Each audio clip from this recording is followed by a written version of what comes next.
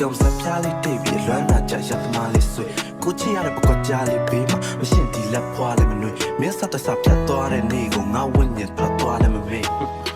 မင်းမရှိဘွားရှောင်းလန်းကျန်းတာမို့တင်းတို့ထက်ကြောင်ကရန်လွမ်းတာမျိုးမင်းတွေ့တဲ့ရဖို့ဆိုမနှလုံးသားတစ်ခုလုံးလောင်ချမ်းစမ်းပွားလို့ပြောတဲ့ကောင်မင်းမာယာကြောက်ခွင်းနဲ့နောက်တစ်ခေါက်ပြန်ပြီးထောင်ဖန်းစမ်းမှာမျိုးမင်းတို့သိလာတဲ့လိပ်ပြလေးဘယ်တော့မှမနာမဲ့ခေါင်ရမ်းပန်းဟာကိုခဏငါတောင်းတဲ့သူတို့တဘွားလုံးစားသိကြမိနေတဲ့ကိုအလွန်မီးခွက်ထွရှာတဲ့သူအလွမ်းစိတ်ကိုပြန်မဖြစ်တာမိနေတဲ့ကိုမင်းစိတ်နဲ့ပဲတီမာတီနေတဲ့ကိုနာရီကိုပြန်ကျင်ညာမိနေတဲ့သူတယောက်တည်းကြည့်တဲ့ရုပ်ရှင်မှာခွန်ခွာပြီးတန်းနေကြစီရဲ့မြေပို့လမ်းခွဲစကောက်